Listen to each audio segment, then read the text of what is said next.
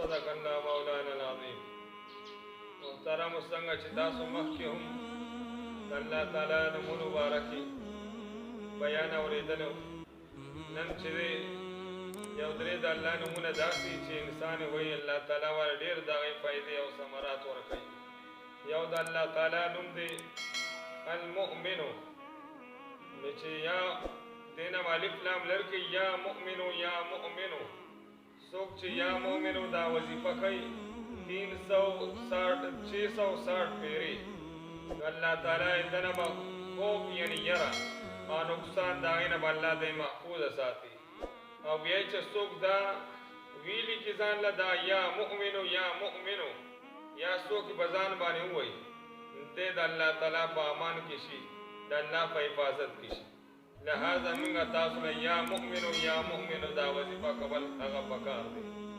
دویم د الله تعالی نوم دی المهیمنو، یا مهیمنو یا مهیمنو، څوک چې دا وظیفه کوي نو یا مهیمنو، نو دې وظیفې دا فایده ده چې څوک 2 رکعاته نفل وکړي او د 2 رکعاتو نه بعد دې د زړه نه د زړه د کومې نه 100 پیرې دا یا مهیمن یا مهیمن دا وظیفه وکړي، نو الله تعالی به د ظاهر او باطن پاک وګرځوي.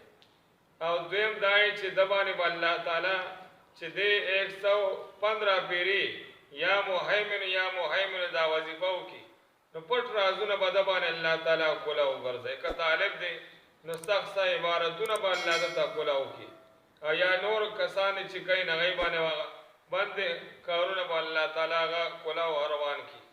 او درېیمه نوم د الله تعالی چې یا عزیزو یا غزیز، العزیزو دی نو یا عزیزو یا غزیزو وظیفه ده.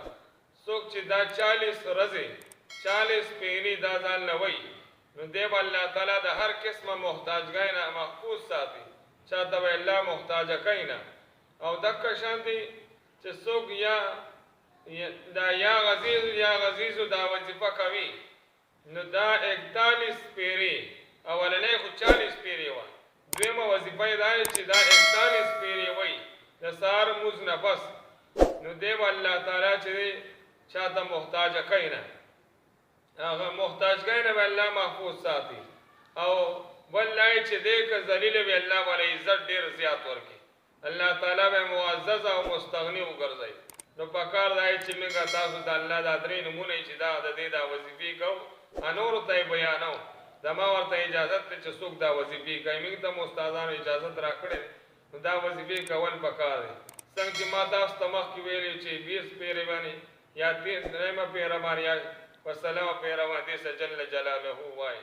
الله تعالی د عمل کولو توفیق راکړي.